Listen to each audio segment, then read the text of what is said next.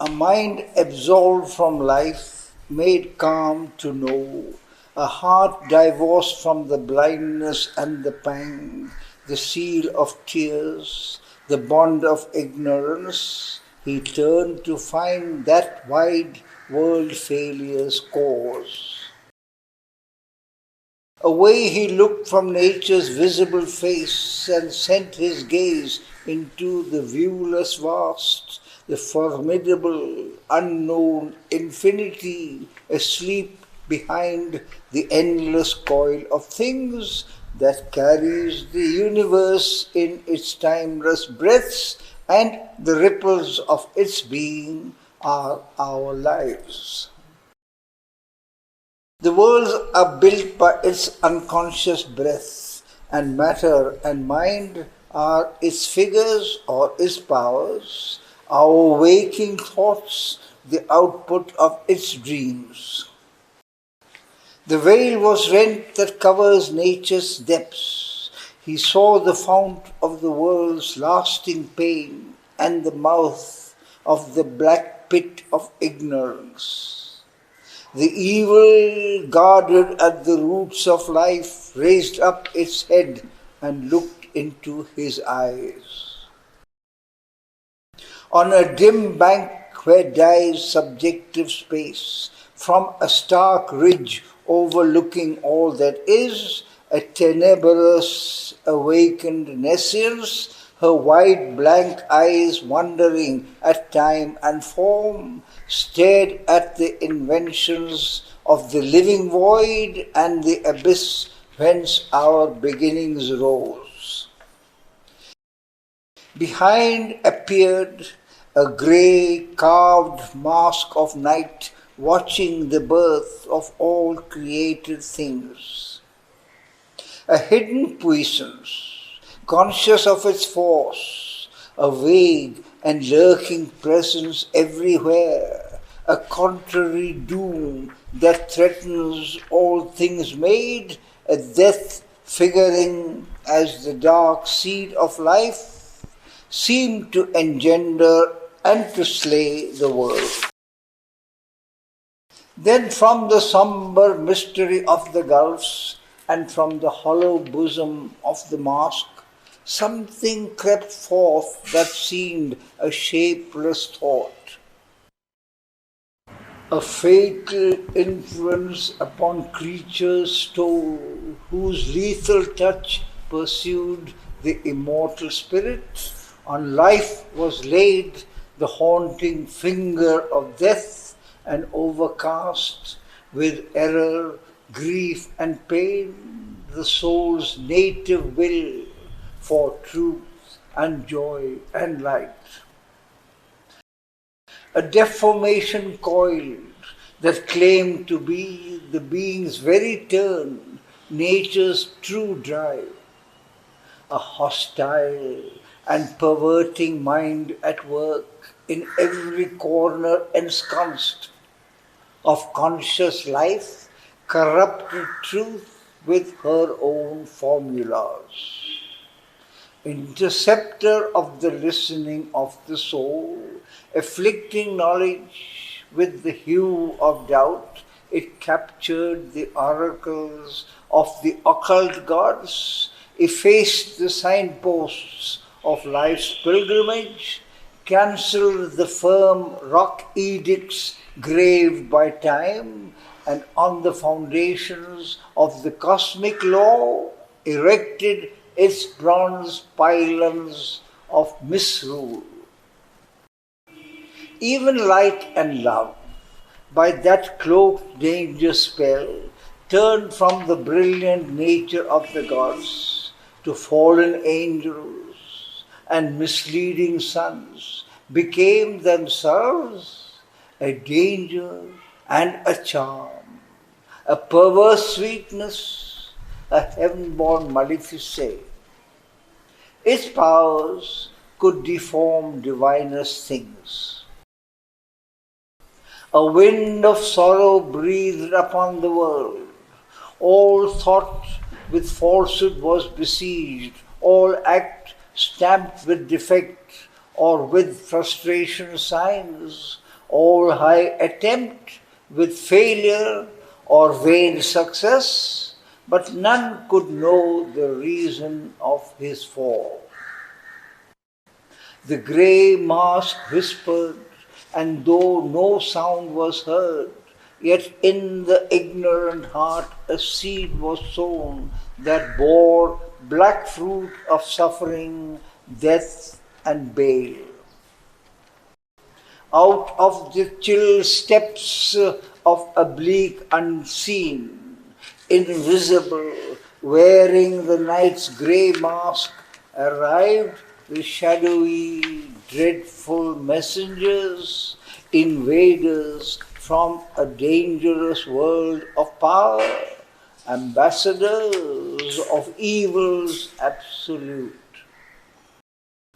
In silence, the inaudible voices spoke. Hands that none saw planted the fatal grain. No form was seen, yet a dire work was done.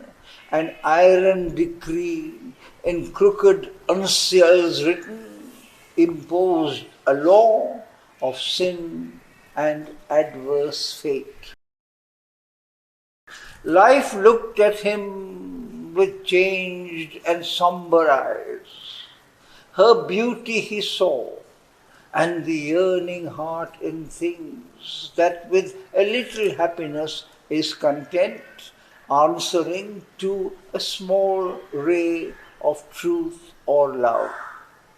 He saw her gold sunlight and her far blue sky, her green of leaves and hue and scent of flowers, and the charm of children, and the love of friends, and the beauty of women, and the kindly hearts of men, but saw too the dreadful powers that drive her moods and the anguish she has strewn upon her ways, fate waiting on the unseen steps of men, and her evil and sorrow and last gift of death.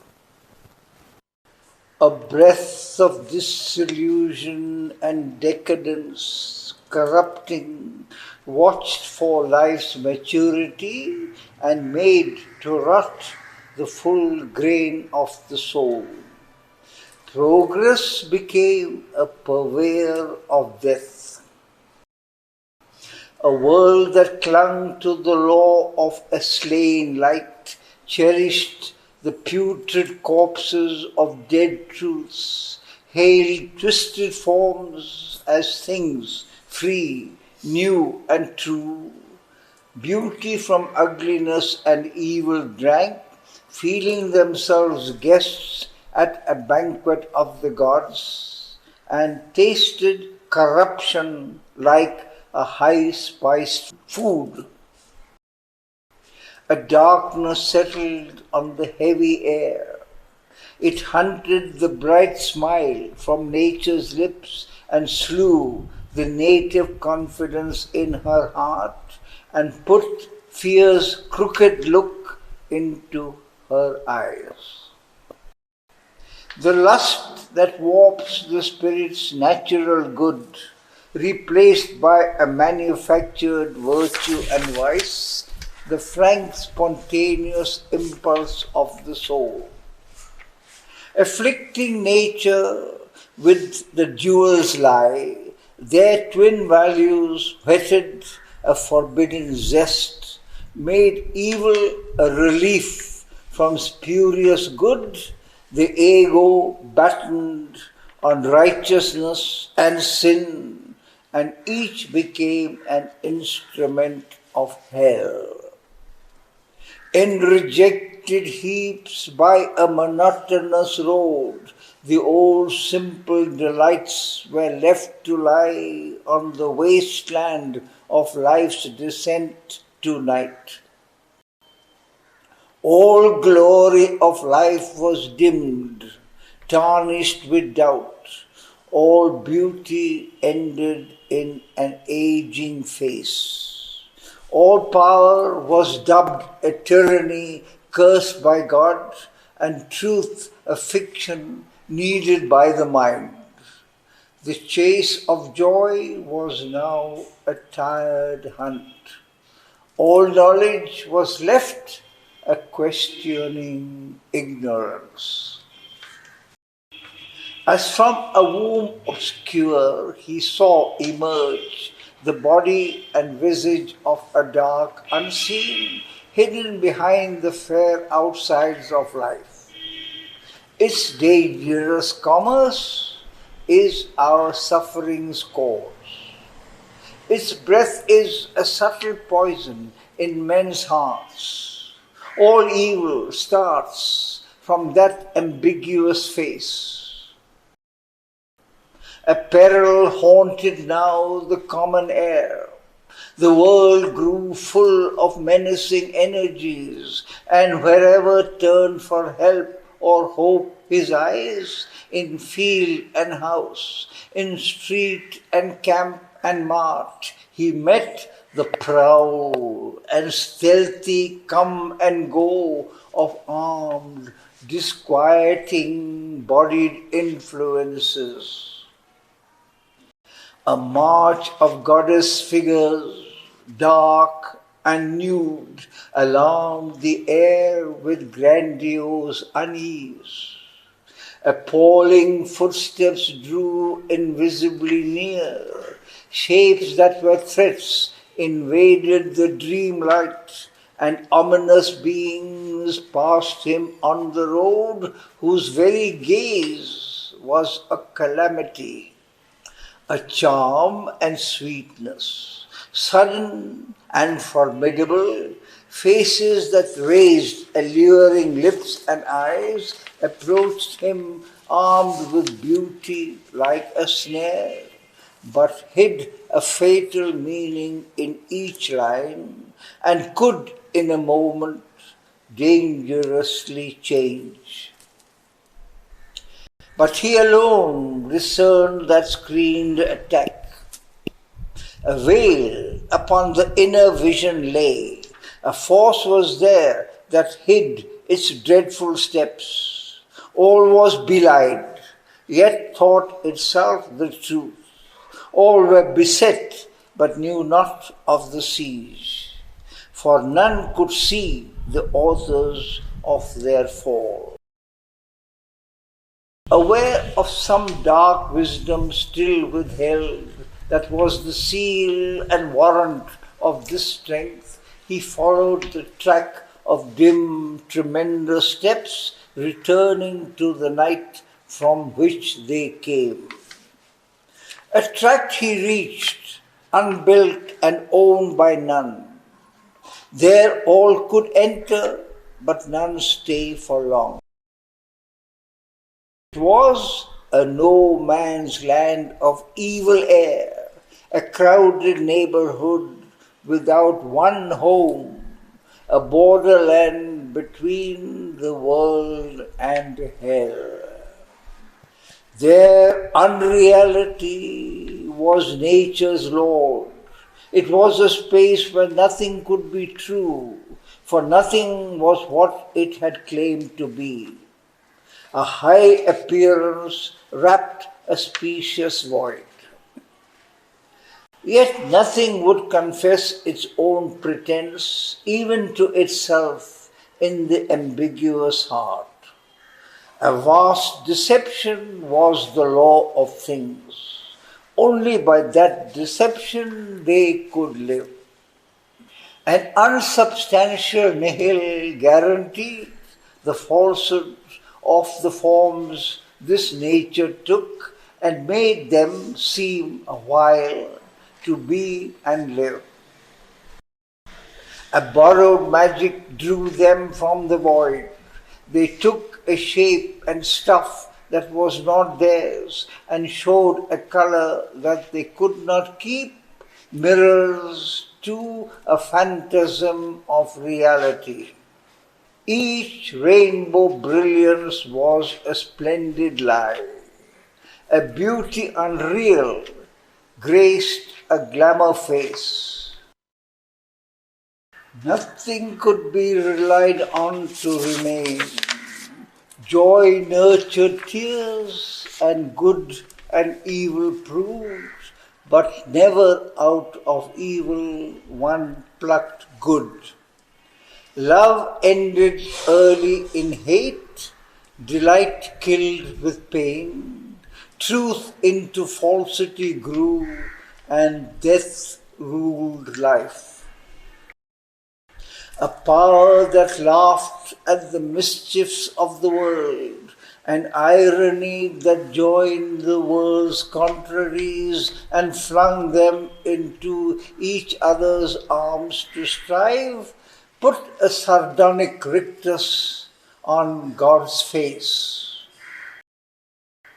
Aloof, its influence entered everywhere and left a cloven hoof mark on the breast, a twisted heart and a strange, somber smile mocked at the sinister comedy of life. Announcing the advent of a perilous form, an ominous tread softened its dire footfall that none might understand or be on guard. None heard until a dreadful grasp was close, or else all augured a divine approach, an air of prophecy felt, a heavenly hope, listened for a gospel, watched for a new star. The fiend was visible but cloaked in light. He seemed a helping angel from the skies. He armed untruth with scripture and the law. He deceived with wisdom, with virtue slew the soul and led to perdition by the heavenward path.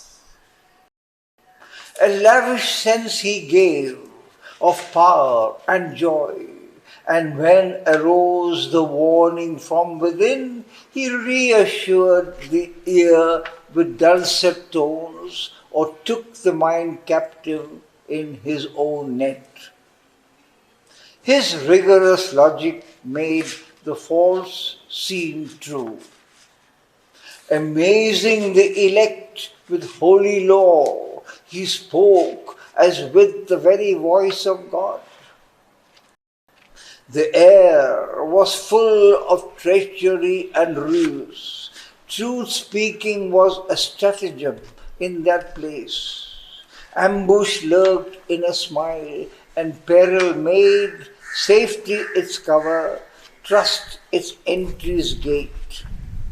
Falsehood came laughing with the eyes of truth. Each friend might turn an enemy or spy.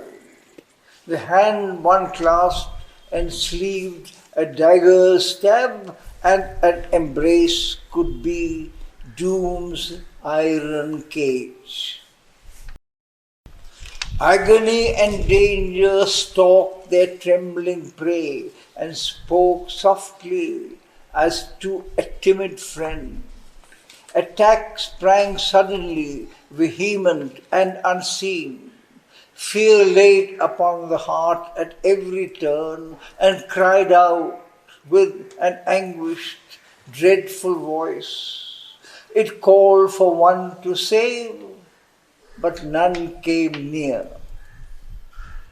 All warily walked, for death was ever close.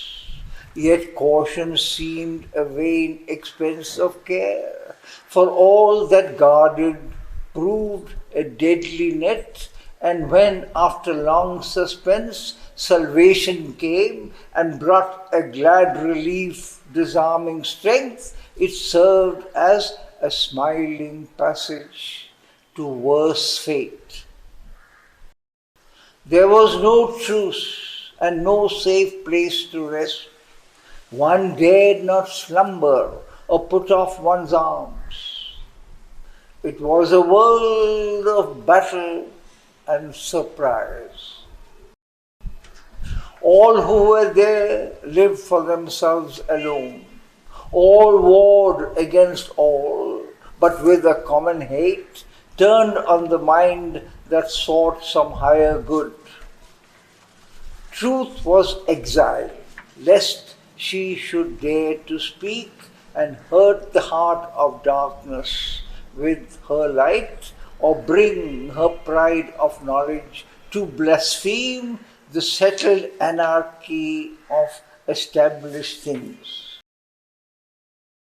Then the scene changed, but kept its dreadful core. Altering its form, the life remained the same. A capital was there without a state.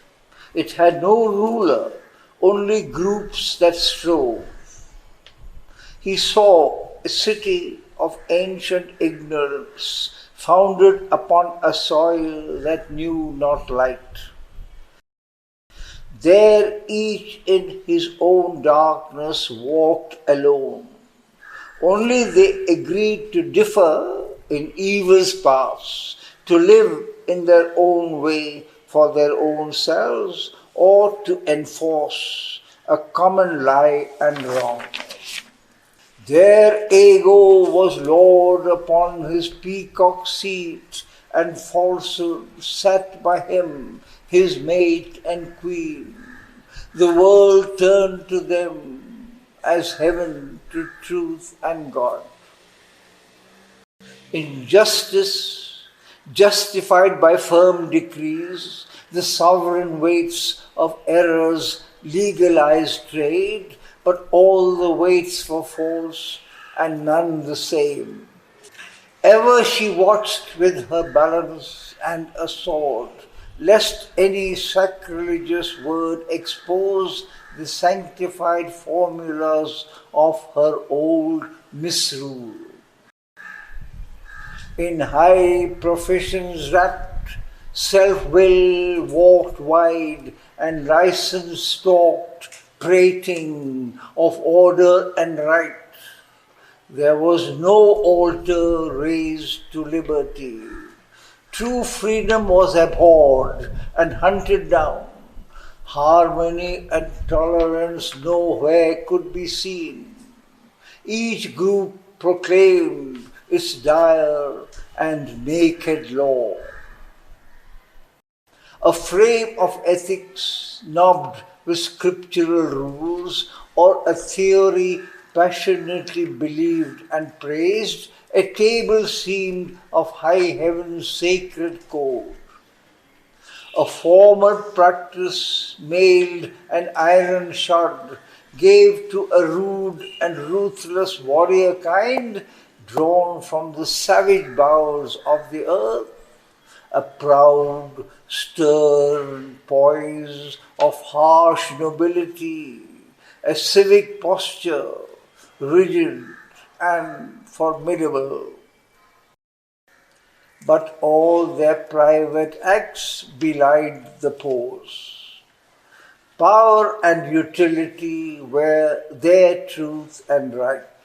An eagle rapacity clawed its coveted good, beak, speck, and talons tore all weaker prey. In their sweet secrecy of pleasant sins, nature they obeyed, and not a moralist God. Inconscient traders, in bundles of contraries, they did what in others they would persecute. When their eyes looked upon their fellow's vice, an indignation flamed, a virtuous wrath, oblivious of their own deep-hid offense, mob-like they stoned a neighbor caught in sin. A pragmatist judge within passed false degrees, posed worst iniquities on equity's base, reasoned ill actions just, sanctioned the scale of the merchant ego's interest and desire. Thus was a balance kept. The world could live.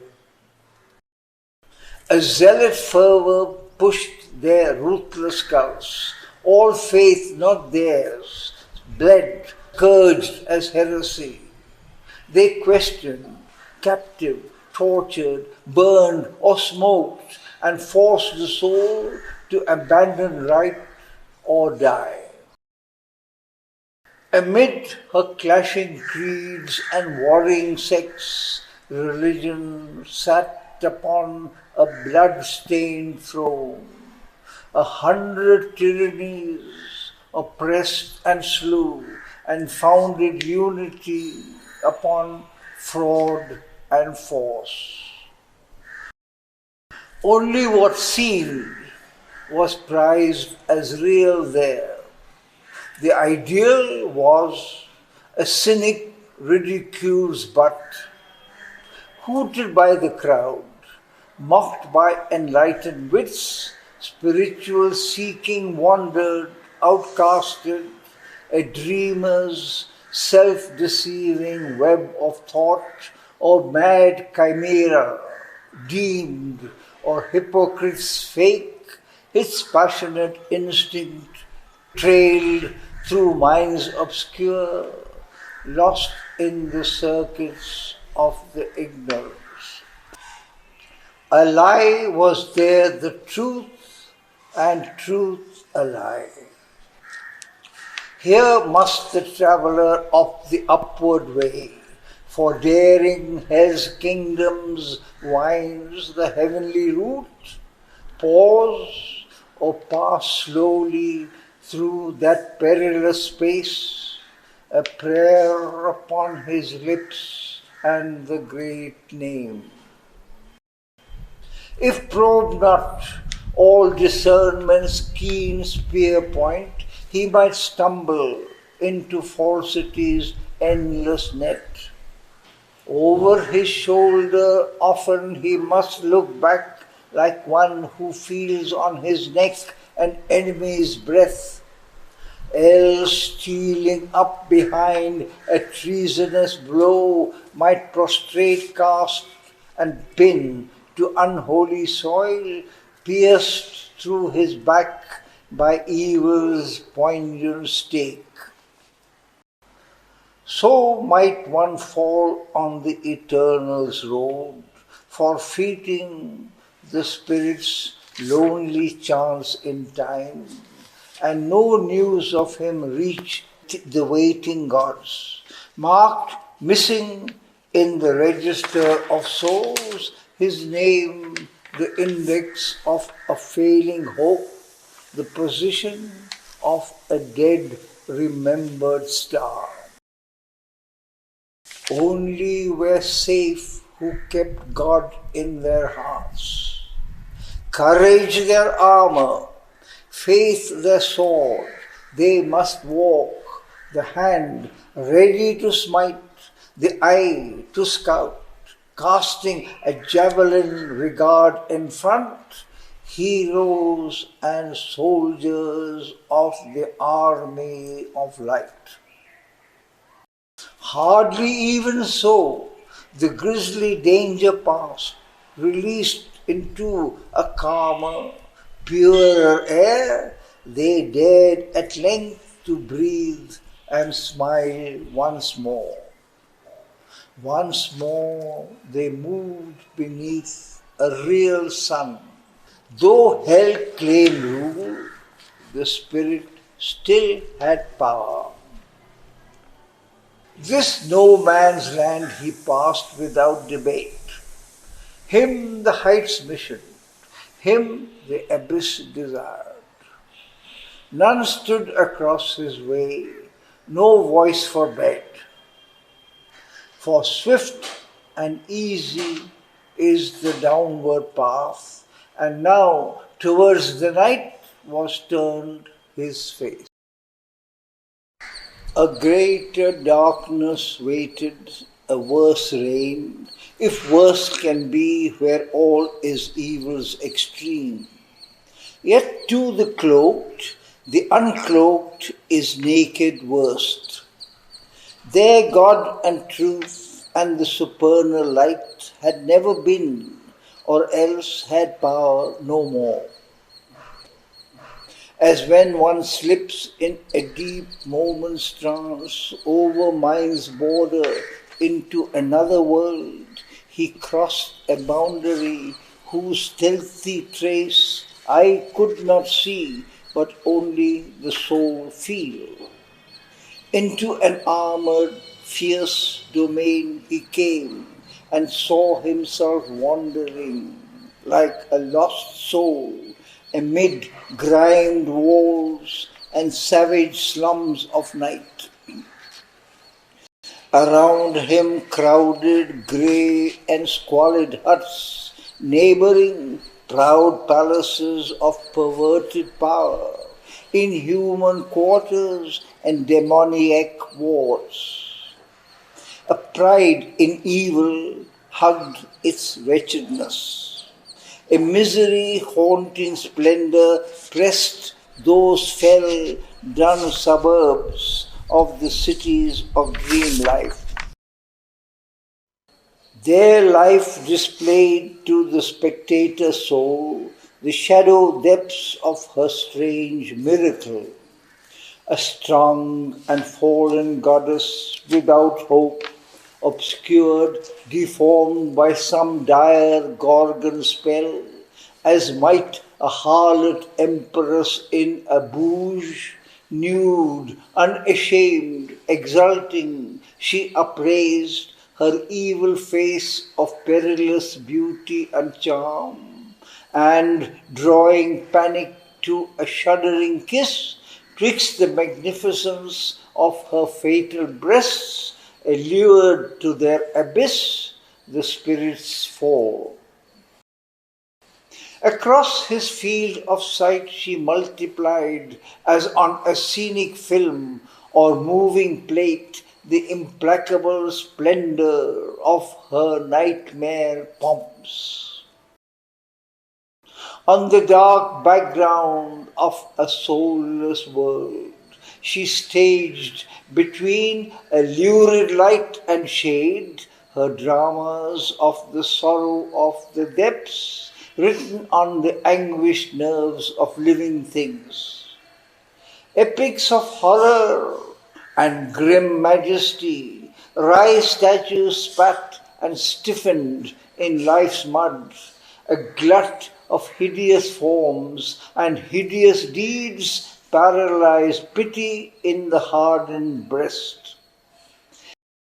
In boots of sin and night repairs of vice, styled infamies of the body's concupiscence and sordid imaginations etched in flesh, turned lust into a decorative art. Abusing nature's gift, her perverse skill immortalized the sown grain of living death. In a mud goblet poured the Bacchic wine to give to a satyr, gave the thyrsus of a god. Impure, sadistic, with grimacing mouths, grey foul inventions, gruesome and macabre came television from the gulfs of night.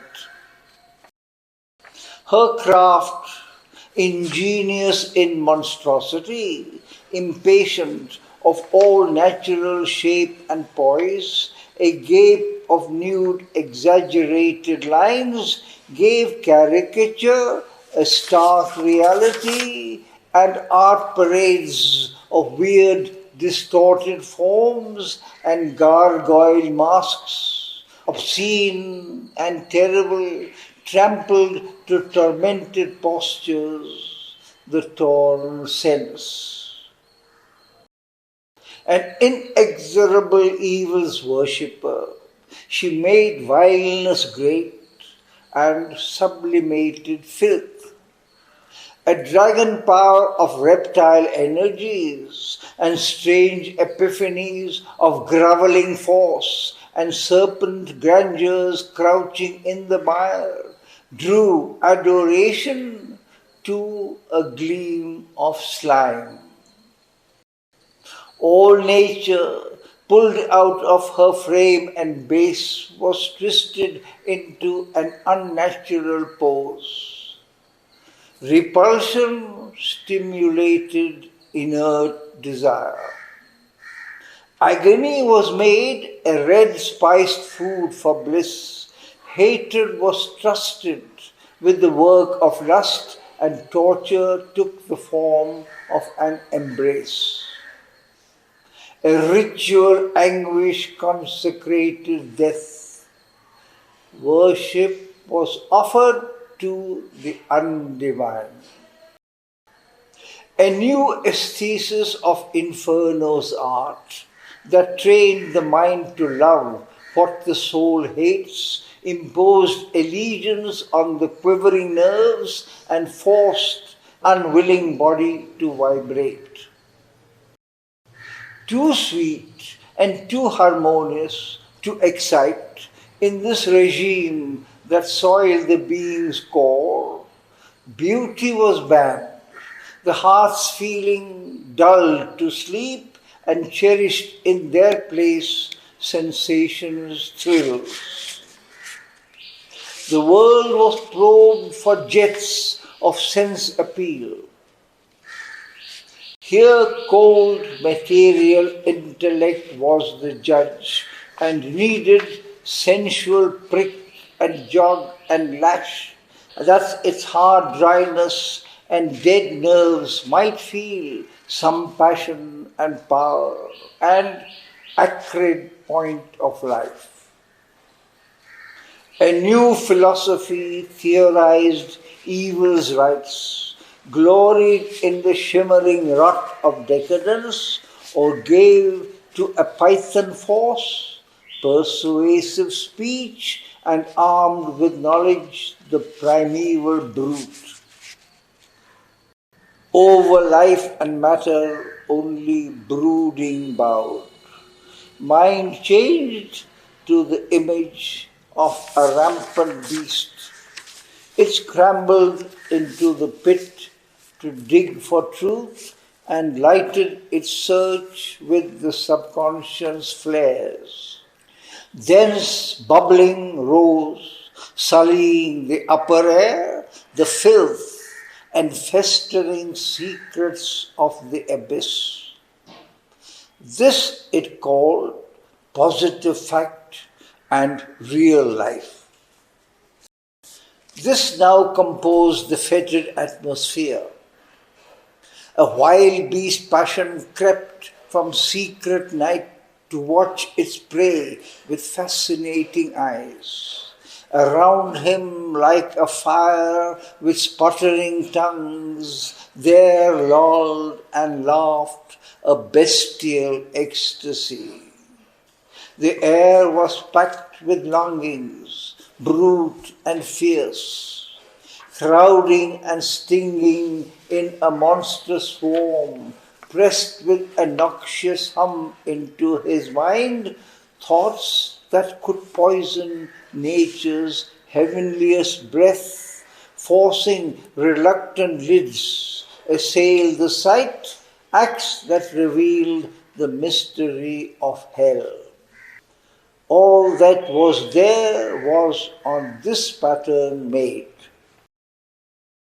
A race possessed inhabited those parts. A force demoniac lurking in man's depths that heaves, suppressed by the heart's human law, awed by the calm and sovereign eyes of thought, can in a fire and earthquake of the soul arise and, calling to its native night, overthrow the reason, occupy the life, and stamp its hoof on nature's shaking ground. This was for them their being's flaming core. A mighty energy, a monster god, hard to the strong, implacable to the weak, it stared at the harsh, unpitying world it made with the stony eyelids of its fixed idea. Its heart was drunk with a dire hunger's wine. In others' suffering felt a thrilled delight, and of death and ruin the grandiose music heard. To have power, to be master, was sole virtue and good. It claimed the whole world for evil's living room. Its party's grim, totalitarian reign, the cruel destiny of breathing things. All on one plan was shaped and standardized under a dark dictatorship's breathless weight. In street and house, in councils and in courts, beings he met who looked like living men and climbed in speech upon high wings of thought, but harbored all that is subhuman, vile, and lower than the lowest reptile's crawl. The reason meant for nearness to the gods and uplift to heavenly scale by the touch of mind, only enhanced by its enlightening ray their inborn nature's wry monstrosity. Often a familiar visage studying, joyfully encountered at some dangerous turn, hoping to recognize a look of light, his vision, warned by the Spirit's inward eye, discovered suddenly hell's trademark there, or saw with the inner sense that cannot err, in the semblance of a fair or virile form, the demon and the goblin and the ghoul. And insolence reigned of cold, stone-hearted strength, mighty, obeyed, approved by the Titan's law, the huge laughter of a giant cruelty and fierce glad deeds of ogre violence. In that wide, cynic den of thinking beasts, one looked in vain for a trace of pity or love. There was no touch of sweetness anywhere, but only force and its acolytes, greed and hate. There was no help for suffering, none to save. None dared resist or speak a noble word. Armed with the aegis of tyrannic power, signing the edicts of her dreadful rule, and using blood and torture as a seal, darkness proclaimed her slogans to the world. A servile, blinkered silence hushed the mind, or only it repeated lessons taught, while mitred, holding the good shepherd's staff, falsehood enthroned on awed and prostrate hearts, the cults and creeds that organize living death and slay the soul on the altar of a lie.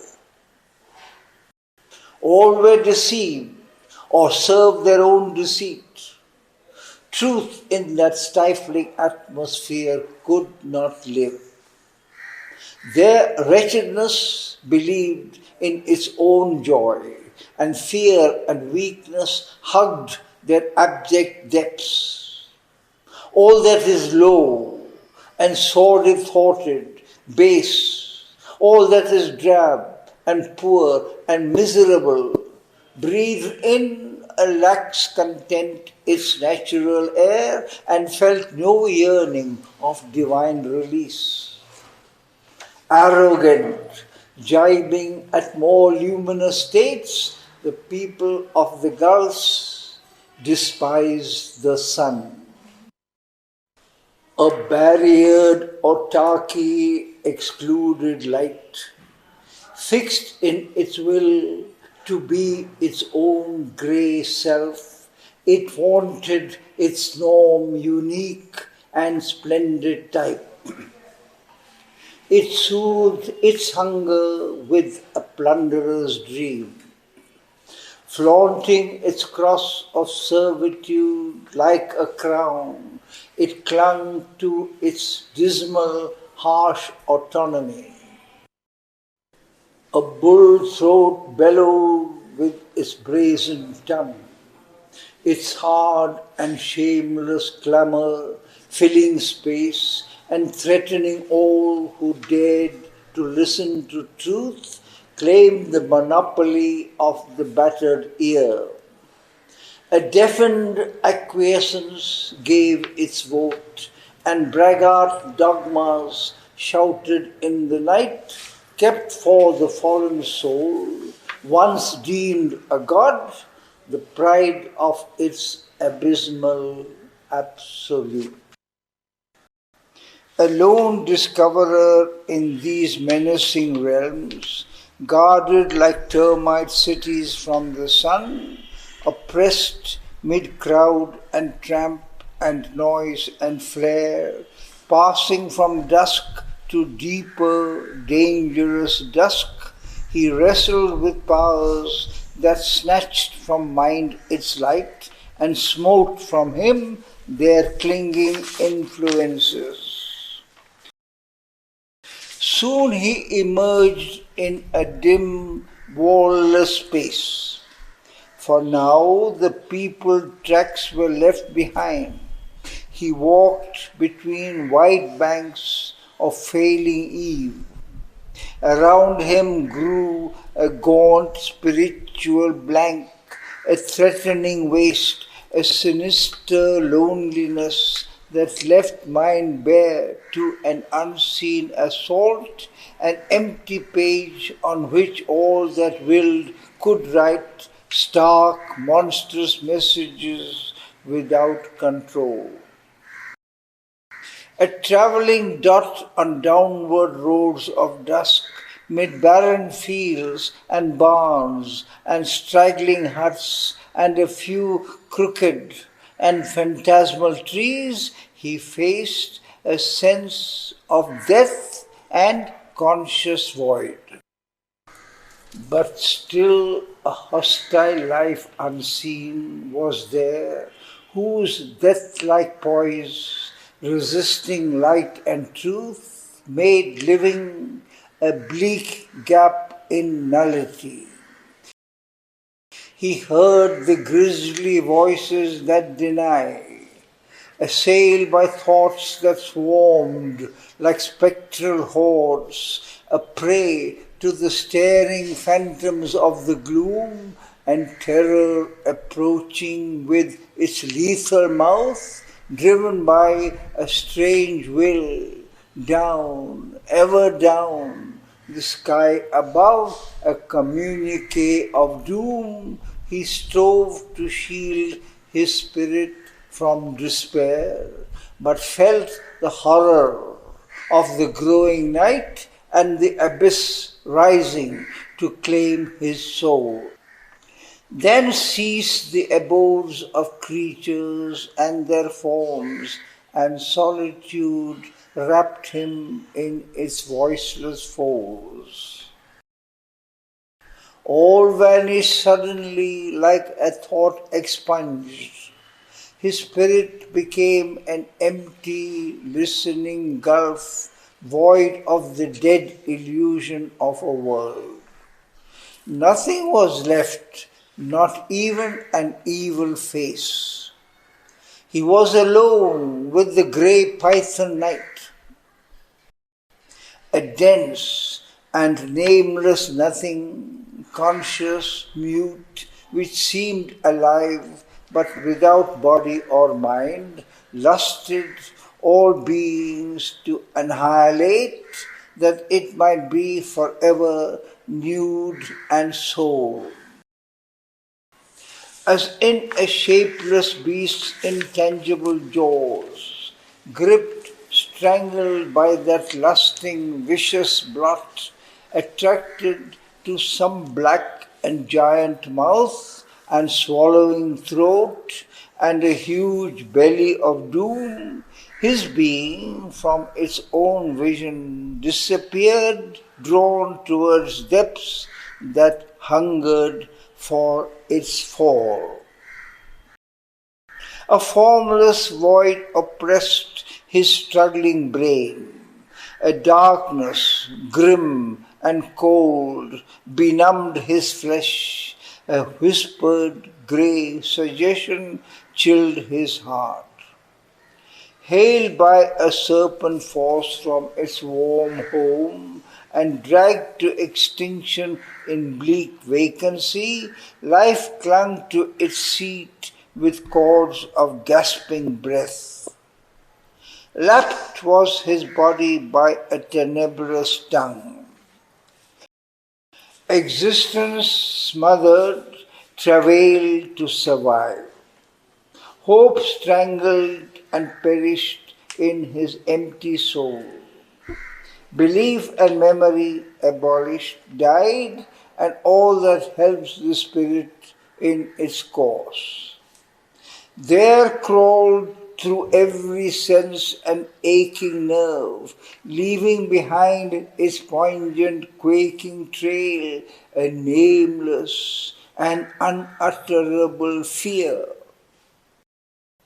As a sea nears a victim, bound and still, the approach alarmed his mind, forever dumb, of an implacable eternity of pain inhuman and intolerable. This he must bear, his hope of heaven estranged. He must ever exist without extinction's peace in a slow, suffering time and tortured space and anguished nothingness, his endless state. A lifeless vacancy was now his breast, and in the place where once was luminous thought only remained, like a pale, motionless ghost, an incapacity for faith and hope and the dread conviction of a vanquished soul, immortal still, but with its Godhead lost, self lost, and God, and touch of happier worlds. But he endured, still the vain terror bore the smothering coils of agony and affright. Then peace returned and the soul's sovereign gaze. To the blank horror, a calm light replied, immutable, undying and unborn, mighty and mute, the Godhead in him woke and faced the pain and danger of the world. He mastered the tides of nature with a look. He met with his bare spirit naked hell.